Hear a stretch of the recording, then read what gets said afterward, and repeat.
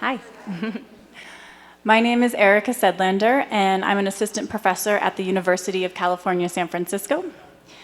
I'm also the director of the Self-Injection Learning Exchange, and we were funded by the Gates Foundation to understand DMPSC self-injection across countries and across grantees. And so that's why I was invited here on this panel today. I'll also put a plug in for a special supplement on DMPSC self-injection and BMC women's health. That if anyone's interested, that's hot off the press, go check it out. But for this afternoon, I thought we're all at the end of the day. This is the last official session. We've all been conferencing pretty hard for the last few days. And so we thought today, in this last session, we would make it a little bit more informal. Next to me, we have some of the greatest minds in self-care in the whole world.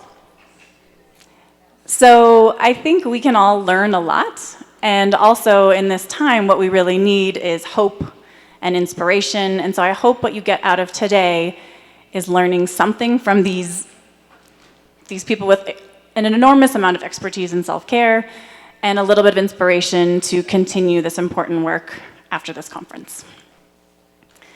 There's also been a lot of self-care sessions so far at ICFP, and so we hope today we're going to go beyond the normal rhetoric and we will ask some questions to our panelists.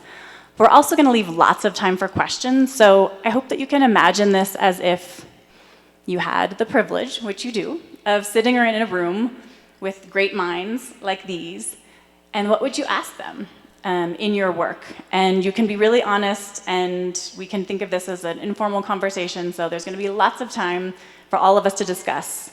We have some questions, but we're going to all discuss together pretty soon. Okay, I'll introduce the panelists. So first I have Sylvia Lin, Deputy Director of Women's Health Innovations at the Gates Foundation. And next to me I have Dr. Rosaline Achola, Technical Specialist, SRH FP Self-Care from the Uganda Ministry of Health. And I have Dr. Manjula Narasimhan. She's the lead self-care from the World Health Organization, and she developed the global guideline on self-care. At the end, I have Abby Winskill. She's the director of our Delivering Innovation and Self-Care, the DISC project, which is funded by the Gates Foundation, and she works at PSI.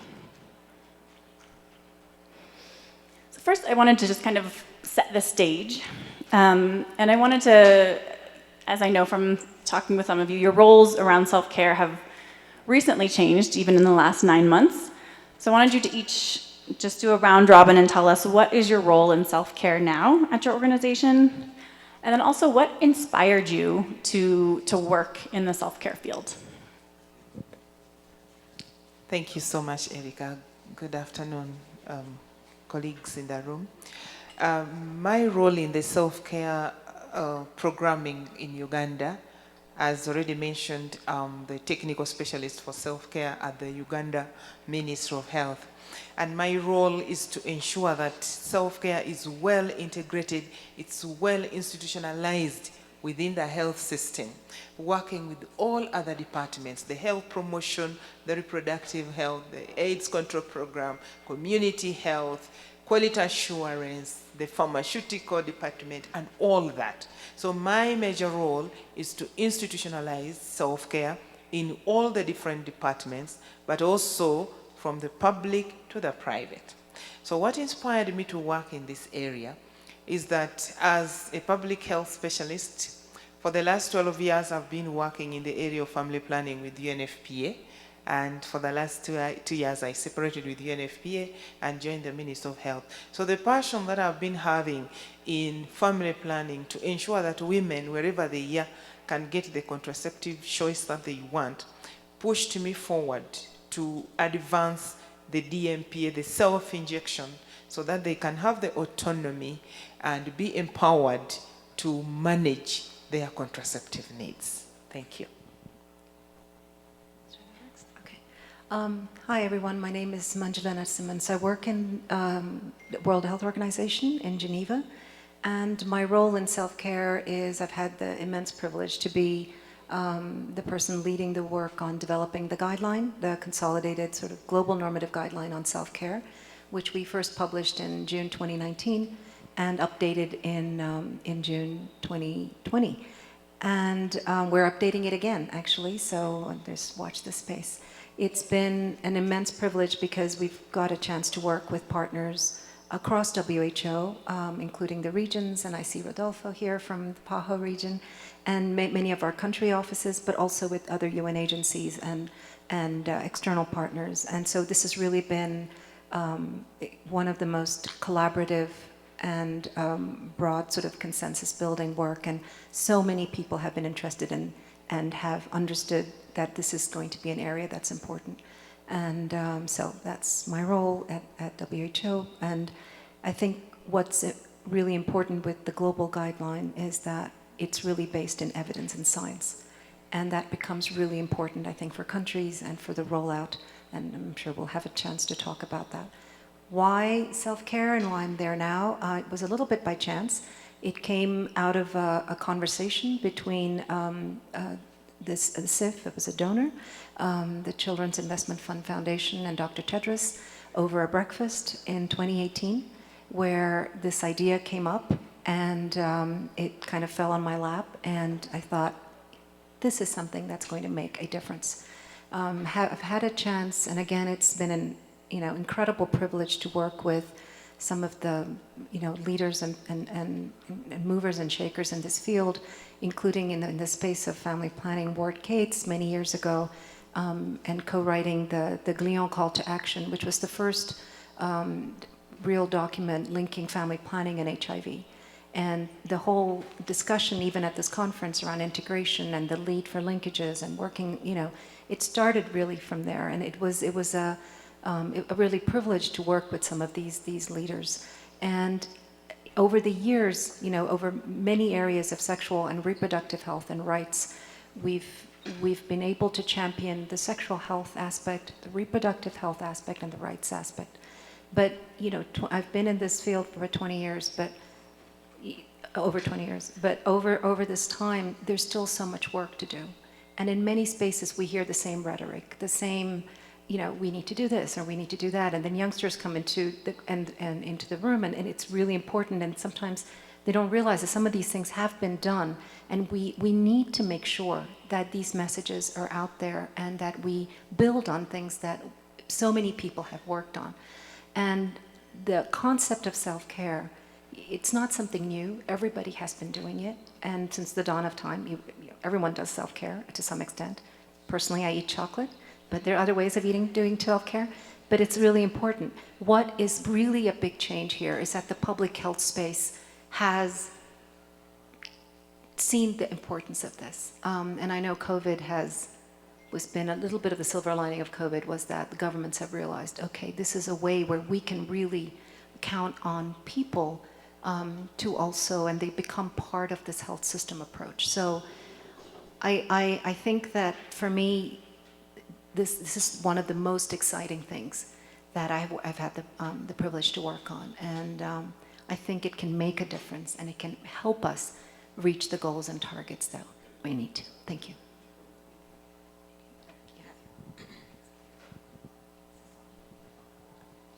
Hello, sorry. So first I have to say, Erica, you have done a terrible job of managing expectations when you introduced us. I think we usually like to follow the mantra of under promise and over deliver, but that was, I do hope we can help meet Erica's expectations on this. So what is my role in self-care? And I think, that I'm very humbled to be on this panel, and really thank you all for the invitation, because our role is quite different, and I sit in the company of incredible implementers in this space with a lot of expertise.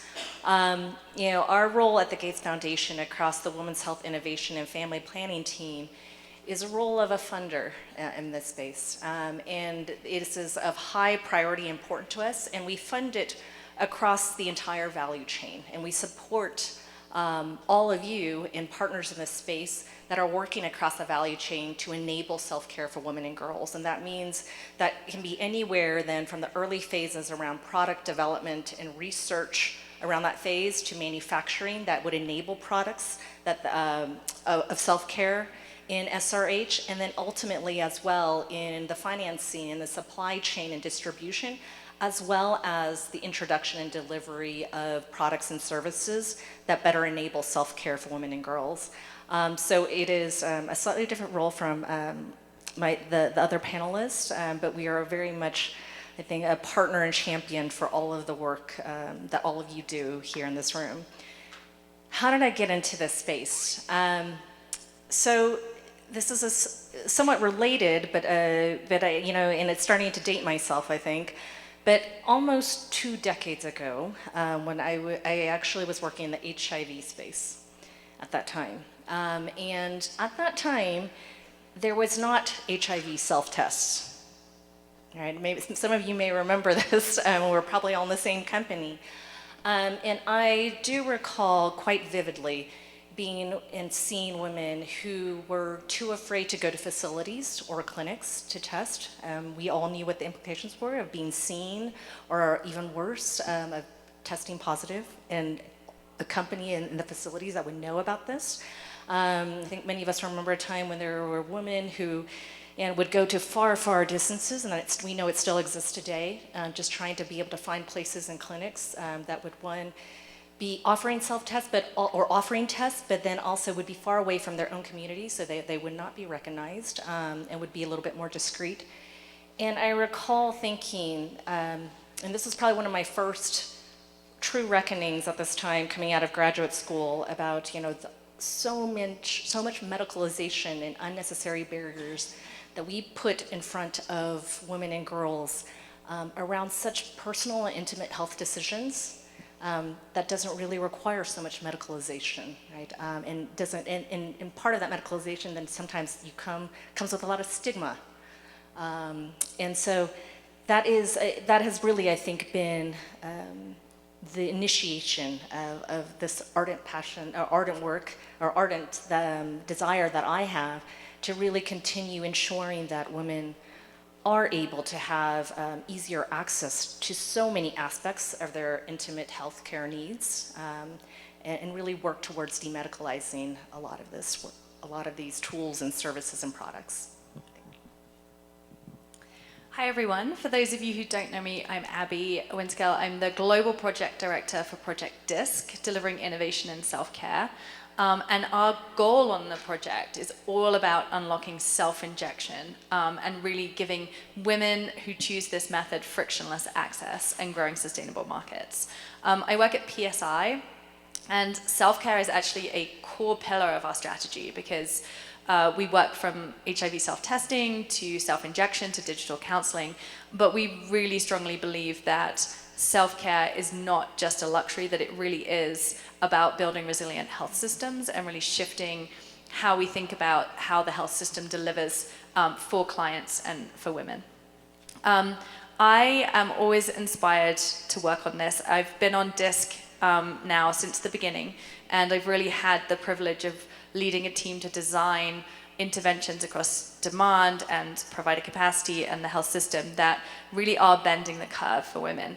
And I think there's 2 areas that I always feel very inspired by. The first one is about how are we really redesigning the health systems to put people at the center of them, and to really deliver health systems and health solutions that are more in line with people's preferences and needs.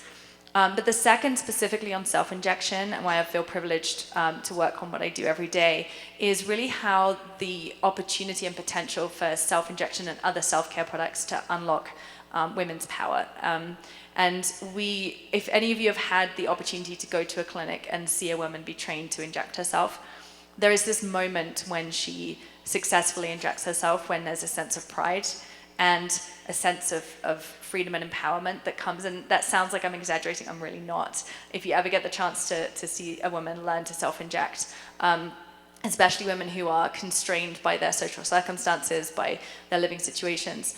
And that is a really powerful motivator for me to continue to help do everything I can to help expand access across LMICs to self-care solutions.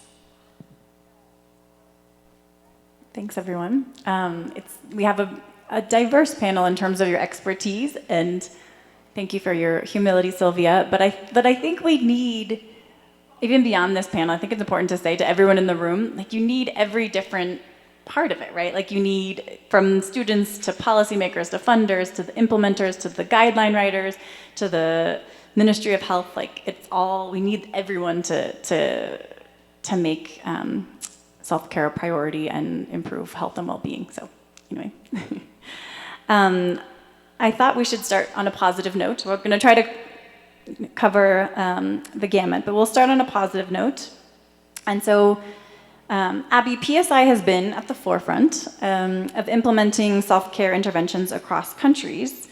From your perspective, what are the biggest enablers and barriers to making self-care work in practice? Absolutely. So I think there are 4 areas that I'll talk about in terms of really big enablers that we need to focus on. So the first one I would say is leading with evidence, always leading with evidence. And I think HIV self-testing and the STAR project that really was a critical catalyst for enhancing access to HIV self-testing. That was really probably, HIV self-testing now has one of the most robust evidence bases globally. And that was really bringing together evidence on safety, efficacy, but also cost effectiveness, best practices on implementation. And that not only helped with the policy environment, but it helped to build providers' confidence. It helped with commercialization strategies. And so really thinking about how do you build that evidence base to really accelerate a rollout across multiple countries. So that's really part one, I would say, making sure that you're leading with evidence and you're building that really strong evidence base. The second enabler and also a potential barrier is the provider, right? Now, when we think of self-care, we think, well, you're just kind of taking out the health system. We know that that's not really the case. It's about shifting the role of the health system and shifting the role of the provider. And the provider is always going to be a key component of any self-care intervention. But what we don't want them to be is a barrier and a gatekeeper. And so what we learned on the DISC project for self-injection is that the providers we had to shift their mindset from being the administrator of the injection to coaching women to self-inject. And that's a big mindset shift. And so we had to work with a different type of training, with empathy training, to equip those providers with the tools to help women overcome their own fears, fear of the needle, lack of agency, and to be able to become an enabler of self-care rather than a barrier of it. So that's my second area, is around really unlocking the potential of providers to be an enabler. The third area I would say is community. And I think that often self-care is an entirely new behavior. It requires a new behavior.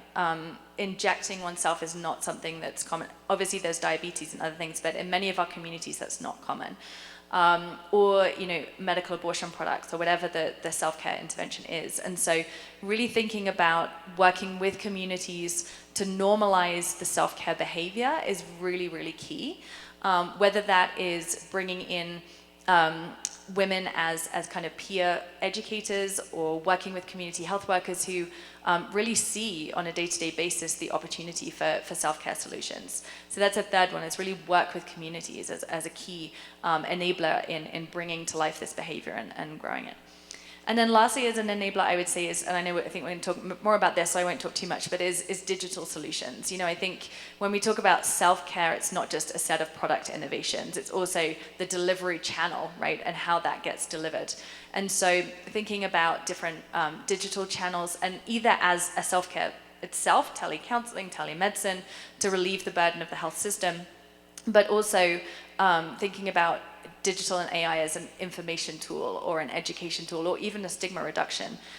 We did some work on social media and digital around information around medical abortion as an option.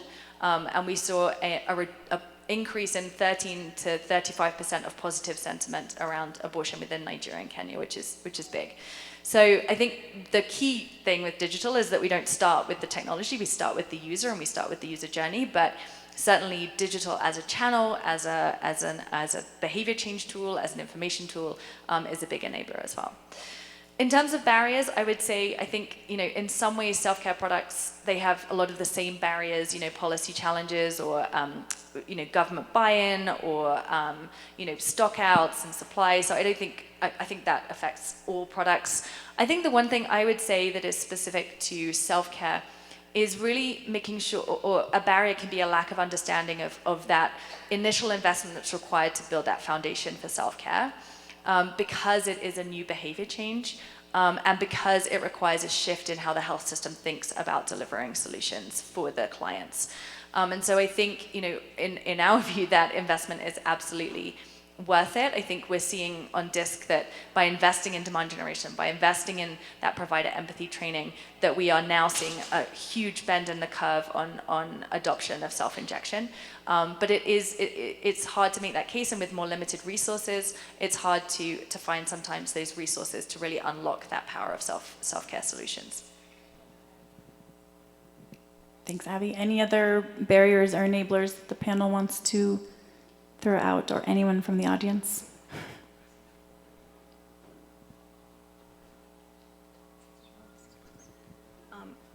I think one of the challenges, we need to make sure that equity and rights stay really at the core of how we roll out self-care products, that it doesn't just become about the technology, however good the technology is, and whether we think it's a great idea or not. It really needs to be about the choice and the person, and languages such as the consumer-led rollout.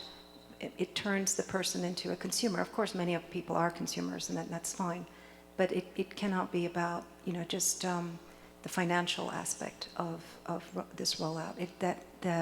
The need, the right, and the priority of the person really needs to be something that we should keep in mind as we roll out any of these interventions.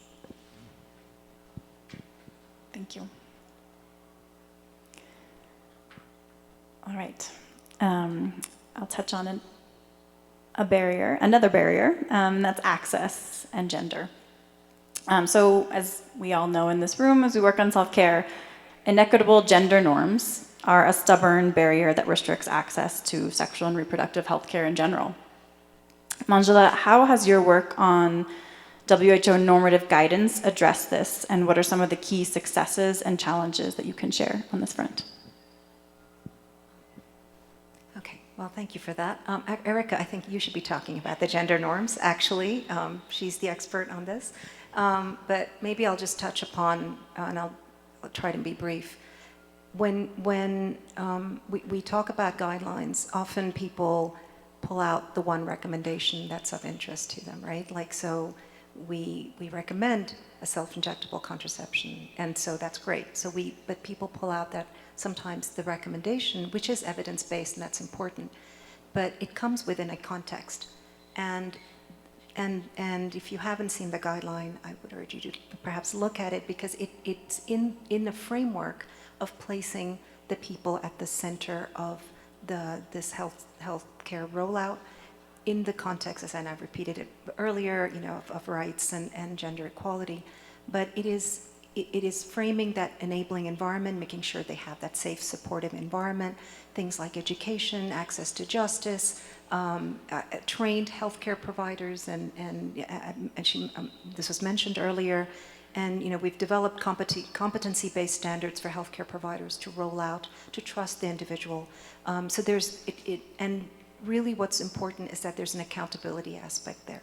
The accountability of the health system, of the governments, of the private sector, and others, because otherwise there's a danger that we're just handing over, here you go, great product, over to you. And we don't want to do that. It's not about handing over the responsibility or the accountability. A lot of the women and girls already have a lot of burden. Those who are, I don't like to use the term vulnerable, because I think people are not necessarily vulnerable. We make them vulnerable and put them in circumstances that that they're vulnerable. But those who are underserved generally have a lot on their plate already. So it's not about just giving them, here it is, so that accountability needs to be in there. So the way the guideline has been written and structured and how each of the recommendations are linked to trying to address some of those gender norms. And you know, the mention of, so HIV self-testing is in there as one of the you know, key recommendations. HPV self-sampling. We are updating the guideline. There's going to be a whole new section on mental health and self-care for mental health, for anxiety, for depression and other things. But again, what we see and what we have seen, not just for self-care, but in other areas, is that sometimes it's easier when it comes to NCDs or when it comes to communicable diseases. And it's a very different game when it comes to sexual and reproductive health of women and girls. And so gender ends up playing an important role in how things are viewed. When it comes to fertility, somehow everyone else seems to have the power and not the women. So giving the power back to women and through these self-care options is something that's going to be, you know, I think really, really essential. But it's a work in progress. I don't think this is something that's going to be easy to roll out. I think we really need to be very careful in how we do this. And you know, we're going to be expanding. One of the other areas is going to be on menstrual health, and like, for instance, access to menstrual products. And again, this issue of gender and gender norms will come into play as we roll out these the normative guidance. And I'll stop there, but there's, yeah. Thanks, Manjula. Yeah, I'm going to add on a gender norm to that. As a gender norms researcher, oftentimes it's an afterthought, right, to include men, and not just to include men, but to think of the whole context where a woman lives, and we don't live alone. And our decisions and our behaviors to use self-care products are oftentimes influenced by our partners and social networks. And so not just thinking about gender or including men, but taking a gender transformative approach where we're not just thinking this self-care product might improve gender norms, but maybe actually trying to improve gender norms and women's empowerment as part of that intervention. It could go either way, right? So anyway, it's oftentimes an afterthought or something we don't always measure, but we can measure it and we can prioritize it. Thank you. All right, let's talk about some achievements in the self-care field. So I want to just talk about the most significant global or regional achievements in advancing self-care for family planning. So Dr. Rosaline, you lead the self-care institutionalization into the Uganda healthcare system. Can you please tell us the gains you and your team have made in advancing self-care? Thank you so much once again. I think, again, before I speak, I would like to recognize the leadership of Ministry of Health Uganda that is present in this room. The Director General, Dr. Lara Charles, please can you wave? Dr. Kavanda Richard, can you wave? Dr. Nalwada Christine from the academia, can you please wave? So all the achievement that I'm going to talk about is from the gentlemen you see seated here. If they didn't give that conducive environment that you've just talked about, then Uganda wouldn't be where it is today. So, ladies and gentlemen, Uganda's experience demonstrates the institutionalization of self-care within the healthcare system, using the multi-sectoral approach, bringing everyone on table, having the development partners, having the civil society, the academia, like we've said, the young people, the private sector, name it, and creating the coordination platform for all those stakeholders that I've mentioned has enabled the country to actually achieve what I'm just about to share with you. The important issues about enabling environment, as Dr. Manjula has said, when WHO came up with the global guidance on self-care, at first was for self-care for SRH, and then again it was revised, self-care for health and well-being. as a country, we quickly jumped on it and developed our own. We adapted the WHO guidance and developed our country-specific self-care guidance. And it is what has guided the implementation in the country. And I must say that all that has been because of the conducive environment that we have in our country, having right from the president up to the lowest person. Self-care has been very crucial in aligning our policy documents and strategies geared towards achieving universal health coverage. And because of that, we had to use various approaches on how we can do that, working with the parliament, working with the professional bodies, working with the legislatory bodies to ensure that the parliamentarians can support us in domestic allocation of domestic resources towards family planning, of which DMPA self-injection is part. Working with the professional bodies to ensure that there is quality service delivery based on the training that the health workers are being given. And the regulation to ensure that we have the commodities being registered and accepted in the country. And this morning, for those of you who were in the panel, we are talking about the Medogen Sub-Q, the Inceptor product that is coming to complement the Cyanopress. That means we are having a variety of products in the country. And that then leads us to commodity security. That means as a country, we are going to have availability of commodities, and therefore women will have it. So the achievements that we've had so far, the many women who have accessed DMPA sub-Q is because of the availability of the commodities. And like I said this morning, that UNFPA has been the main procurer for DMPA, but also the government of Uganda allocates resources to buy. So we have both support from development partner, but also our own domestic resources. And that has led to a lot of great gains. So what has been our vision that we are working towards? We are working towards ensuring that we have accelerated progress towards universal health coverage. And all that cannot be done unless we have the program running well with the commodity. Because we know a program without commodity cannot be a program. So whereas self-care is regarded as a new innovation, and as Dr. Manjula has already said, it's actually not a new thing. Many people have been practicing self-care, but in different ways.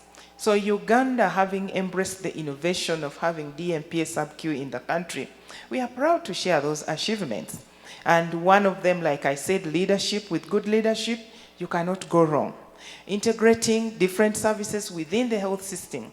Because as we institutionalize self-care within the health system, then we build the capacity of health workers, and they are able to offer these services to the clients, to the women and the girls who want them. We also embraced digitization. As a country, we developed the Self-Care Uganda application. That application has the different components of self-care, demonstrating to the public how to use the different self-care practices. For example, HIV self-testing that Sylvia talked about, that when they introduced it, she was impressed by the fact that women could test for themselves. So that is the kind of the component that we have in our self-care guideline, that when you click on this app, it takes you the steps that you follow. From the word go, how do you open the kit? How do you prick yourself if it is blood-based? If it is oral quick, how do you clean up and then have the test and interpret? And if it is positive, what do you do? If it is negative, what do you do? Same applies to DMPA. How do you inject yourself with the contraception? So that has been one of the key achievements. And then health promotion. I'm happy that the head of the Department for Health Promotion and Education is in the house. Advocacy, communication, having the IEC materials and translating in all languages in the country to make sure every woman, wherever they are, they can interpret these messages in their own local languages to be able to use the self-care program.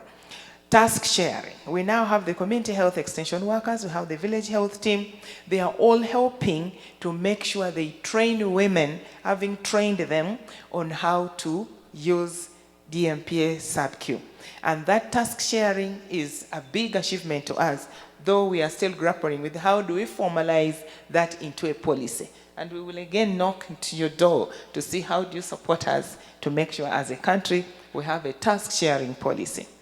Then approval of the self-injection policy, because it's not easy for a country like Uganda. You just walk in with your innovation and you think the bosses will accept. There must be steps followed, and we followed those steps until we got the self-injection policy approved, and now everyone can use it freely. And then approval of the self-administration to the pharmacist. When I mentioned this morning that we have private pharmacists now that use the DMPA sub-Q to train women, and for those who cannot inject themselves, then they inject that. That is also because of the commitment of the government of Uganda. Then we have more other achievements. I mentioned already the guideline, but we also have in the commodity what we call last mile assurance. In last mile assurance, we have the self-care commodities. Last mile assurance means that when the commodities came, for example, government of Uganda has procured and is in the warehouse, in our country we call it national medical stores. How does the commodity leave the national medical store up to the last user? So the last mile assurance is a global tool that we use to track these commodities, that as distribution is done from national medical store to the facilities, we can track it, and then from the facility we can track it to the end user. And to me, that's a very big achievement that the government of Uganda has enabled us to do it. And then the policy on community-based distribution, that if a community health worker can come to your house and counsel you until when you have been taken through the different methods of family planning and you accept, then you are given the method of your choice. To me, that's a great achievement, because then we are reducing on out-of-pocket expenditures, we are reducing on the time wasted to walk to the facility, but also for the health workers to be able to concentrate on other complicated cases apart from just doing the self-injection for DMPA.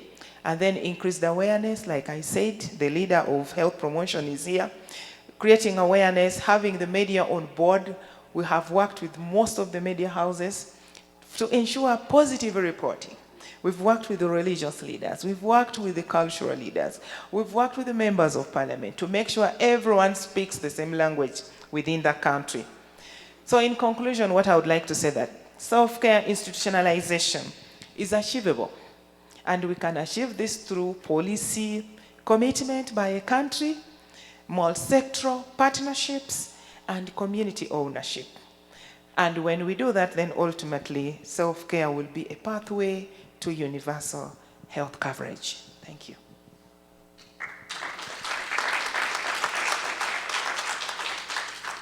Thank you, Dr. Rosaline.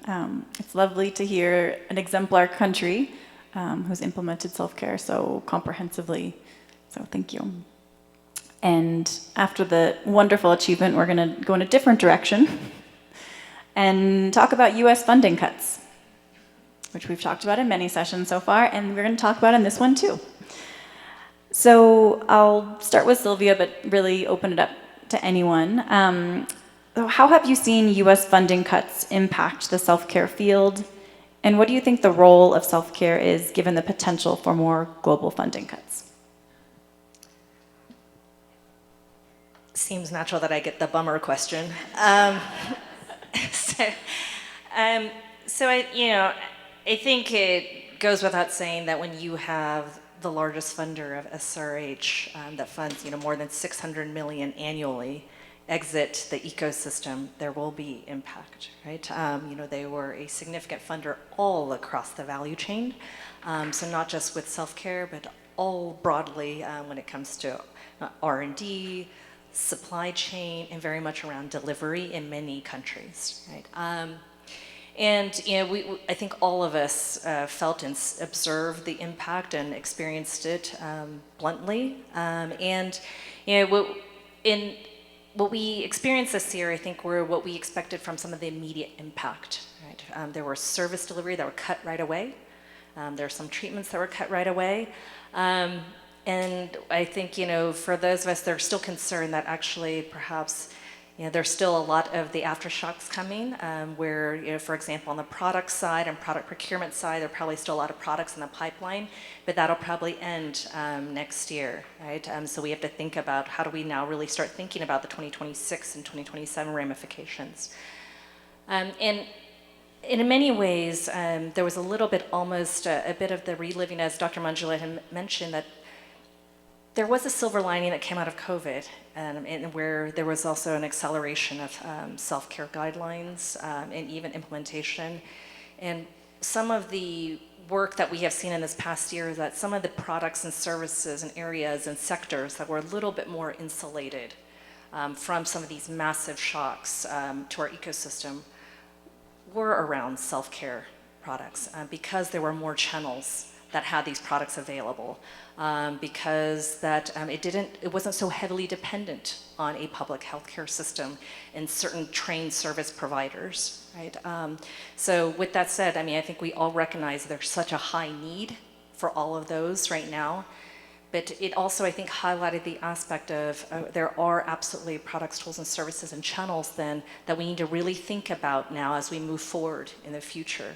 As we know that there will be probably a couple more, donor funding shocks along the way. How do we really ensure then that we as a community are leveraging a lot of these channels and outlets that may facilitate some of these products, tools, and services for self-care now, because it may be a little bit more insulated some of these broader funding shocks. We did, and maybe as just one of these examples is that we had seen, for example, in that, during COVID, we would see bumps and rises or slight higher trajectories of, let's say, self-injection because so many facilities were closed. And so we could see that these doses then were almost one of the unique ways that they could actually continue contraception. Right? And I think that would be the same also where women could easily access pharmacy outlets as well and get their EC pills because they couldn't go to facilities. And so, we imagine that in the future, and being very cognizant of what Dr. Manjula is saying around making sure there's always access to multiple methods, and we are very much, I think all of us recognize this, but also making sure then that we know that these are going to be outlets that are going to be quite important moving forward in the future. Right, where we do know a lot of the donor funding will drop, and that there will be high need then to make sure that there is access to at the very least, these self-care products available to all of these, let's say, channels and outlets that can provide them. Right, so I'll stop there because I imagine there'll probably be several more questions that come up around this. But thank you, Erica. Thanks, Sylvia. And that's a bummer question, but also the positive side is that that's the role of self-care, is to fill this gap and this need, and COVID showed us that, but now these funding shocks have shown the same. So I have many more questions, but I imagine you all do too. So I'll take a break and hand it over to you. Does anyone have any questions they'd like to ask?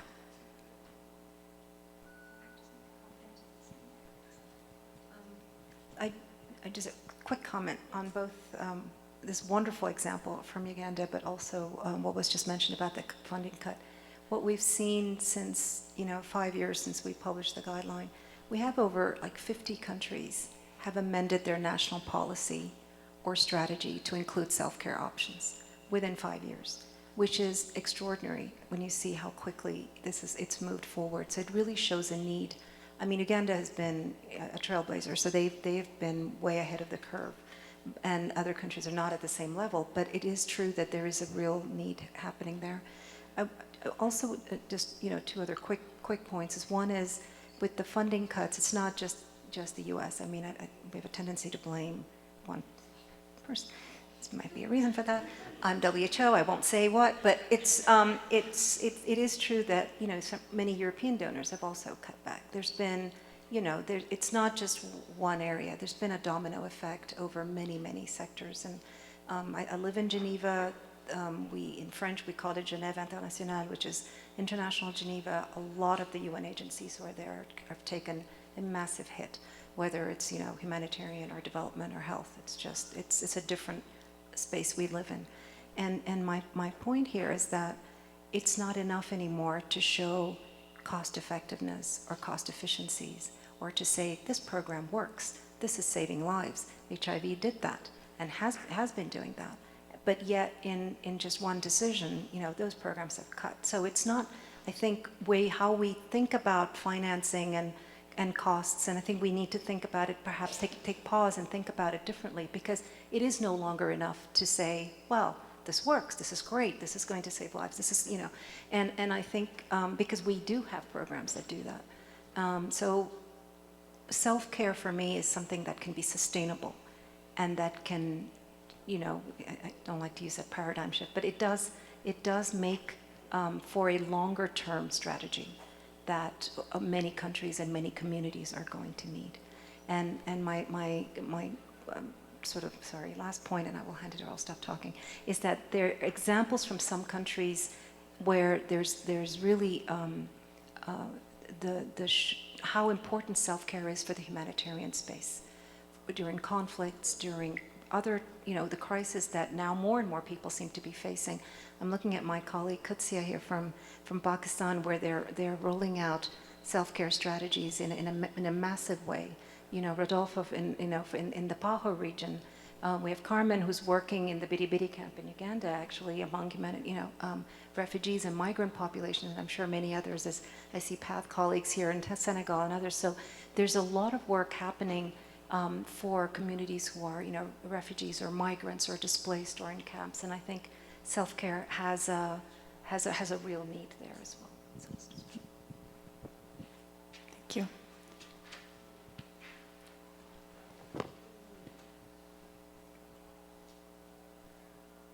Thank you. Mine is just a comment. I wanted to also draw this attention towards making self-care acceptable to the policymakers and even to the practitioners. So we've heard, for example, from, like when we talk about, for example, the self-testing for HPV, and the obstetricians are like very resistant to this idea. How can we give it in the hands of the woman to test themselves? So that's like some practical challenge that we do face when we promote the self-care interventions. But then the whole idea is basically to make this clear that it's not sort of disengaging the person from the health system. It's basically to keep that backup of health system intact and make sure that still the people can make can take full charge of their healthcare needs.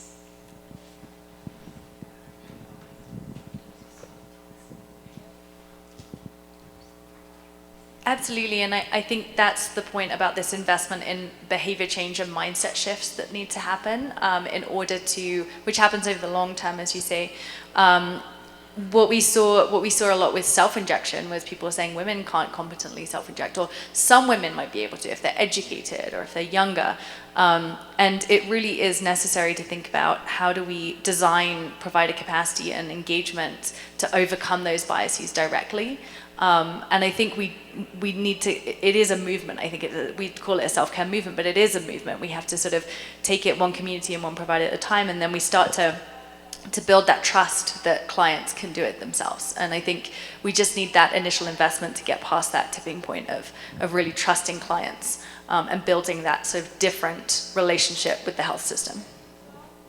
Yeah, and additionally, yeah, like you said, you heard from my examples that you have to bring the professional bodies on board. Unless you bring them on board, then they will fight all that you want to do. So I think it's very important for all other countries to think about it, that when you are starting anything that you think will have ethical issues, that will have people saying no, please go slowly, bring all of them on board, and you will win. I want to give an example with the DMPA. We had to bring the midwives on board. We had to bring the commissioner nursing on board, so that then she understands and she would be the one to speak for it instead of antagonizing it. In Uganda, we already have our patients, like those who are having chronic diseases like diabetes, they do self-injection. And when we started the DMPA, there were, of course, many questions. But then we ask them, why is it that for the insulin, it's accepted, and for DMPA, it's not accepted? So with all that, you bring them on table for serious conversations, then you will win. Yeah, thank you. Thank you. It's a good parallel. Thanks a lot. I'm Alessandra Reso. I'm the Director for Health and Protection at Humanity and Inclusion. We work with persons with disabilities to promote the right to health, including, of course, sexual and reproductive health and rights. I want to say thank you for this informative and inspiring panel. And a comment that goes in the direction of health equity and inclusion, knowing that we are talking about 16% of the population, half of which are women, so 1 billion people are living with disabilities, and half of them are women and girls. We know that this population is highly discriminated and face a lot of stigma, and this limits the access to health information and services. And sometimes the discrimination comes unintentionally from health workers that do not recognize agency, autonomy, and power, the decision-making power that women with disabilities have. And we have been working a lot with country governments to promote health equity for persons with disabilities. One of them is Uganda, so thanks for that work that we are still doing together. But there is also a discussion that we have been having on self-care that I realize is not enough at the front line of the conversation that we are having when it comes to inclusive SRHR, for example. And here the conversation, in my opinion, is on how to ensure we can unlock the potential of self-care for this population instead of giving them the impression that we are proposing self-care because the health system has let them down. And that is an extremely important point. Last point, we discussed about the importance of training health workers on supporting women when it comes to self-care. Here is where the work that we are doing on inclusive SRHR and the work that we are doing on self-care comes together. Because while supporting health workers to learn about self-care and promoting self-care, we need also to help them to understand that women with disabilities have agency. And so a joint work between inclusion and self-care is at the core of the success when we want to promote the access to health information and services for SRHR. And so this was inspired primarily by your words. I never thought about this until today, and I hope I can continue the conversation with some of you. Thank you.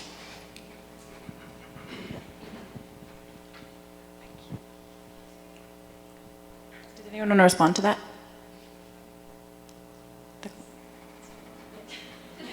Yes, let's do it.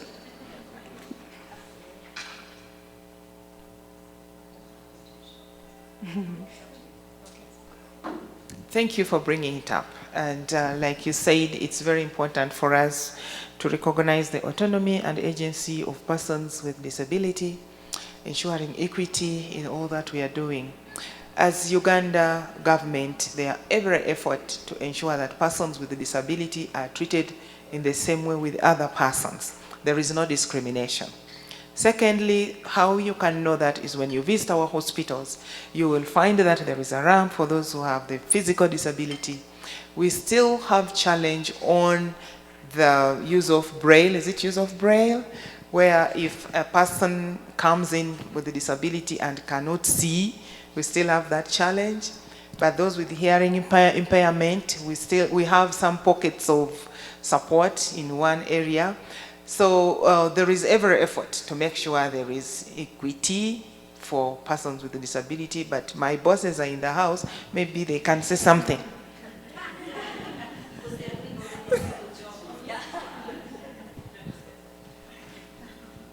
Thank you, Rosalind.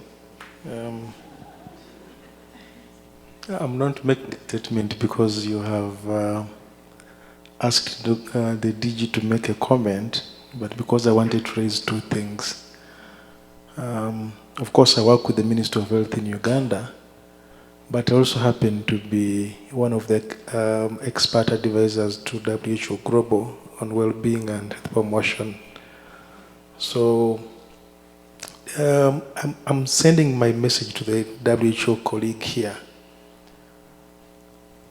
If you look at the current statements about self-care and what countries are reporting, mainly it has not been institutionalized.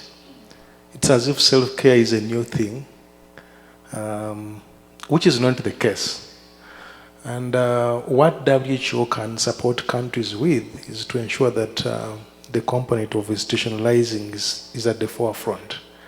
Countries need to look at self-care not as a new program or project-driven kind of intervention, but as something that is part and parcel of our day-to-day health promotion and prevention initiatives. The other issue I wanted to talk about is on countries and professionals need to accept that the current digitalization and the advancement in technology has caused a number of shifts in healthcare. Previously, patients or clients or individuals or community members could rely on professionals only. It was more or less like one way.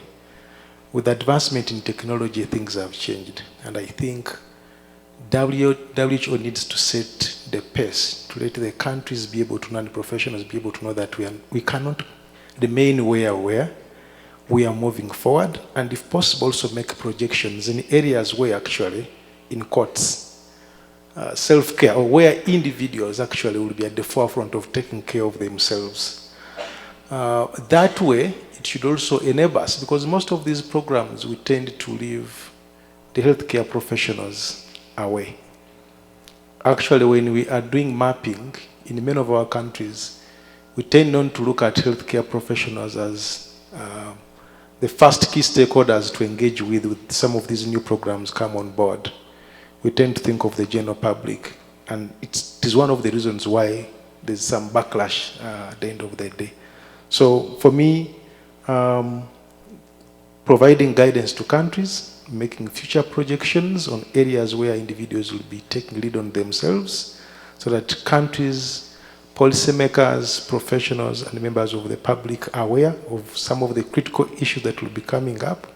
And then eventually, if that happens, even for the academia, even when they're actually driving research, they should be able to look at some of the future projections in areas where the healthcare professionals will not be at the forefront. Yeah, thank you.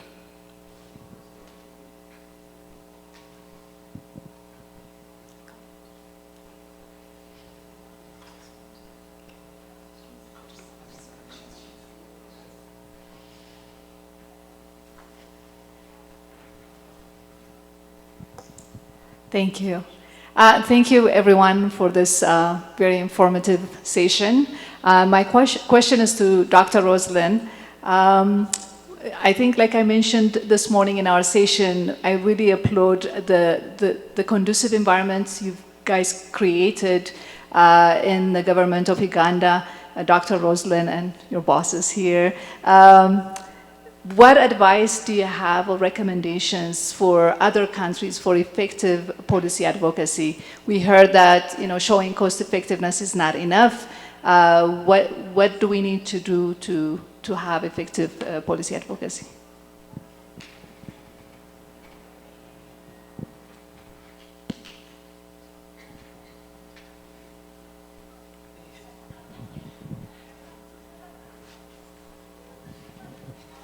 We are here as a country.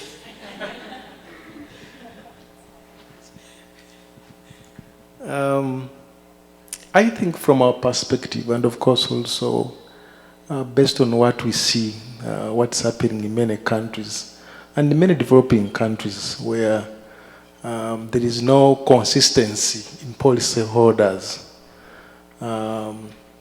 What has worked for us is that currently we have had a stable minister for 9 years.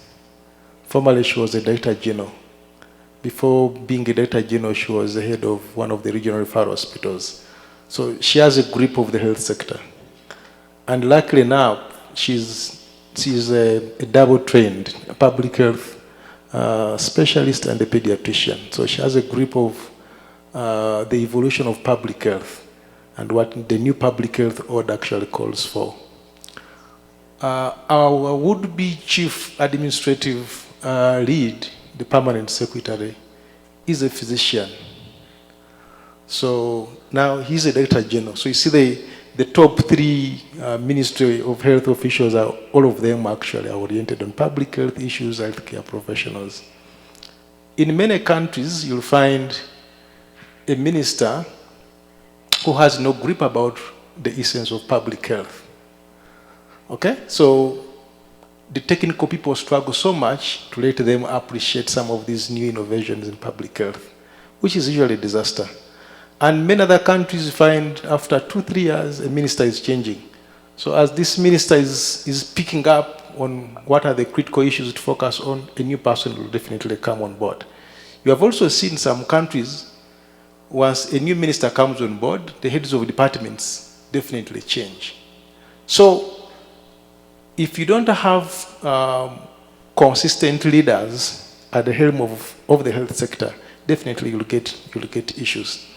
But to summarize it all, it is very, very important for the technocrats to accept that nothing can happen without bringing on board the policymakers at all levels. And of course, irrespective of the fact that we have had an opportunity of having our policy leaders being technocrats, but we don't take it for granted. So, and lastly, many of our leads in our countries have remained purely clinical in terms of investments and how they see things happening. Many of them have failed to appreciate the essence of public health in changing the trends in our countries, which is really sad. So if you look at the investments and some of the things they want to do, they want to spend a lot of time and resources in investing in infrastructure because that's what works for them. So I've put up this hospital, I've brought this X-ray, I've done this, it works for them. But ultimately, we need to believe and be able to know that even for the global community, that some of these areas which look to be soft actually impact on communities and lives of the people in the long run. So I think that's the only comment that I can be able to give. Thank you.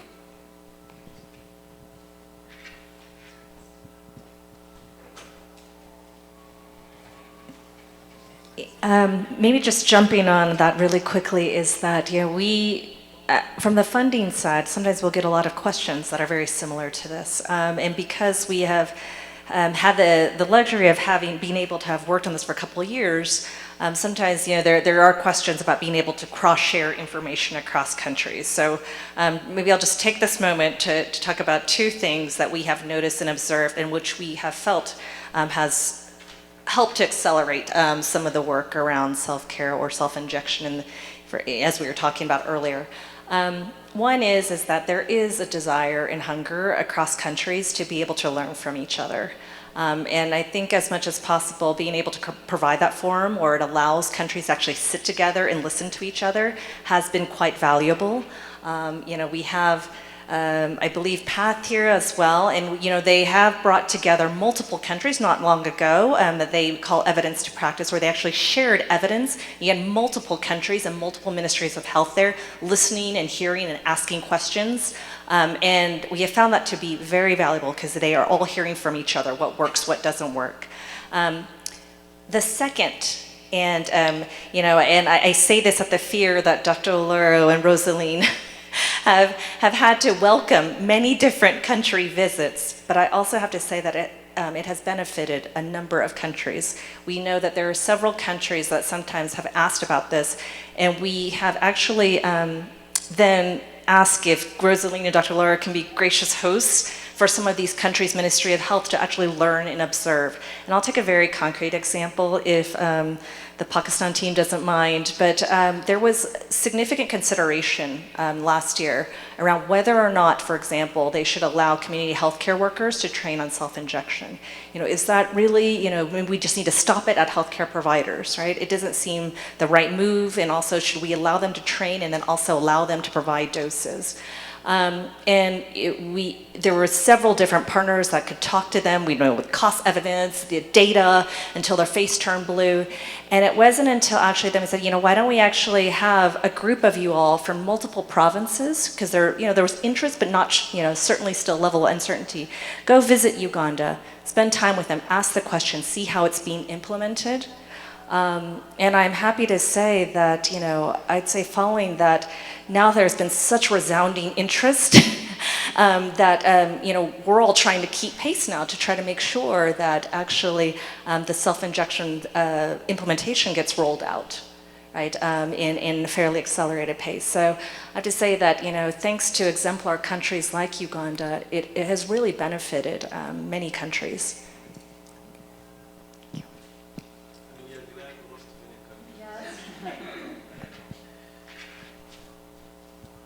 Thank you. Thank you very much for the inspiring panel. I want to introduce myself. I'm Rodolfo Gomez Ponce de Leon. I am the Regional Sexual and Reproductive Health Advisor for the Pan American Health Organization. And I'm honored to be near to the ministry here because I will shoot him now with a question. Last year here in Bogotá, we did a regional meeting with many countries, 17 countries in Latin America and the Caribbean, mapping the implementation of self-care. Manjula and the team came here in the same city, and we discussed, following your recommendation, lesson learned, what happened, what didn't happen, what that works, and we have a very good idea. And Uruguay will be organizing maybe next year in the first half of the year a meeting with following that first step. Uruguay, Uganda, close. Maybe we can share some experiences in a country that, already implemented.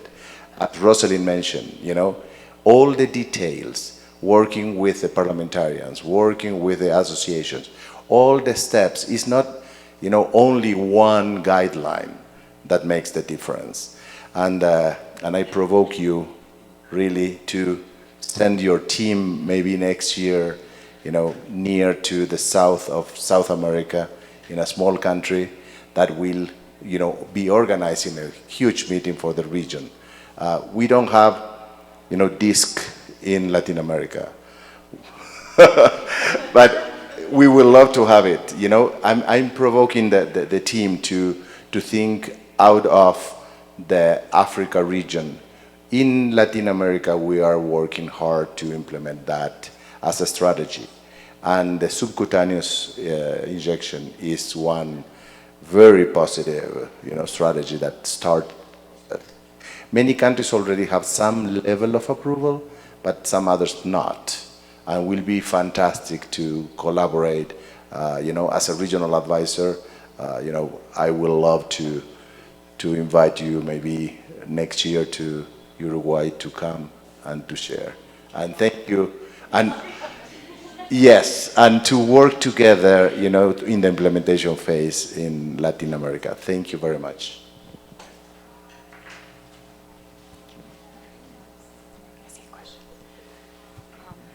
So, we had this meeting in Pajo, as Rodolfo mentioned, but we also had last November a regional summit in the Africa region in Addis, which I think, and I didn't get a visa, so I couldn't come, but my team was there, and there's a regional roadmap for the Africa region that's been developed specifically around self-care, which our regional office will be publishing in the next month or so. So I think there's a lot of lessons learned from the countries who attended that, and steps that could be used for other regions as well. And I know similarly we're in discussion with the Eastern Mediterranean region, with Pakistan and Morocco and Karima. Yeah.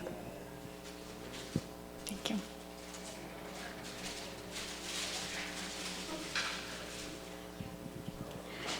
Hi everyone, I'm Fana with Doctors of the World Canada. So a small question for Dr. Achola. Beyond coverage and uptake, how are you measuring success and accountability in self-care programs that are implemented in Uganda to include empowerment or quality of care? Thank you.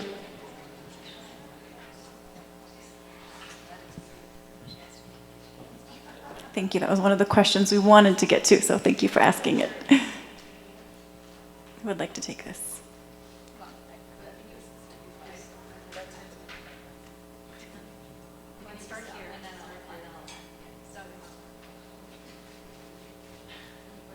I'm going to put it here. I'd like to take it. Okay. I think two things. I'll start with the quality of care. It's one area that we discussed yesterday with Dr. Olalo. We need to be very deliberate. It's an area that we have not yet explored to our satisfaction. We do critique ourselves in areas where we are progressing well and areas where we are not progressing well. So the component of the in terms of assessing the quality of care is an area that still requires a lot of work. And we are glad to hear more from countries that have been able, especially in the areas of, say, HIV self-testing. How do you ensure that the teams, the individuals who are doing HIV, for example, HIV self-testing, are doing a good job?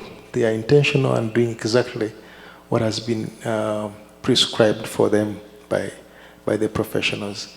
One area that I must also be able to talk about, it's also one area that has not yet been explored extensively, and also investments in ensuring that members of the public do exactly what they need to do, because before you introduce any innovation, it would have been better for a country to run successful campaigns in the communities before introducing that. Otherwise, you risk members of the public making mistakes. And if they make mistakes, that new innovation will be definitely given a bad kind of opening. The other aspect is, for us, how we are measuring this is that now on all our platforms at national level and sub-national level, self-care is one of the things that are being fronted. Two, in all our policy documents now, it is one of those strategic shifts that has been actually now fronted. Luckily, this year, we have been able to develop our National Development Plan 4, and it has been fully embedded in there. We have also worked out on our National Health Compact of recent, and it has been captured as one of the action points under Pillar 1 that talks about the promotion and prevention initiatives in the country. So in terms of documentation, policy direction, we think that is something that has been fully taken care of. And lastly, in terms of integration and in terms of donor support currently, many of our donors and partners who are involved into the public health space, it is something that they have taken over because the minister has given it prominence, and it has been also taken over by many of our partners we work with. I think lastly, the very last one, what we have also not done to our satisfaction is now getting on board purely the private sector, that has not been into the health space. Because we know if you want to empower communities to carry this forward, we do have the private sector that are purely into commercial. Take an example of the telecom companies. Getting them on board, leveraging on their media space is one area that we think that going forward we may need to leverage on. Thank you.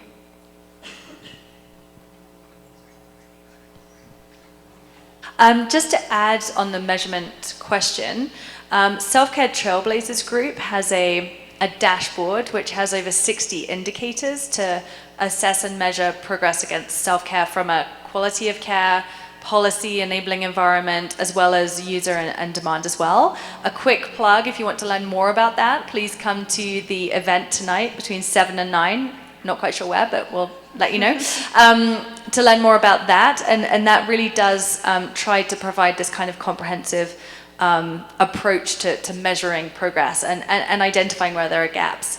Also, in your last question or last point was about understanding agency and that link between self-care and agency. I actually think there's a lot more that could be explored there in really understanding that. Early on in DISC, we did some really interesting research to understand the concept of power. And we did see that there was a link between self-injectors and agency. What we don't know is that causality, right? Was it that more empowered women chose self-injection, or was it that self-injection increased agency and empowerment? And I think we feel like you do see this increase in agency when women learn to self-inject and therefore have that option.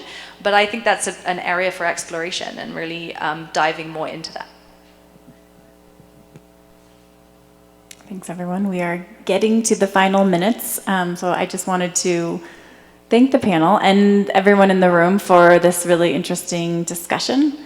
I hope you took away some inspiration. I did, and this unique skill set that is on this panel today. I needed the motivation myself, and I hope you took away that the importance of self-care, and immediately in taking care of yourself this evening, getting some chocolate if that's your self-care mode of choice, or delicious Colombian food or drinks. But anyway, thank you for coming and have a great evening.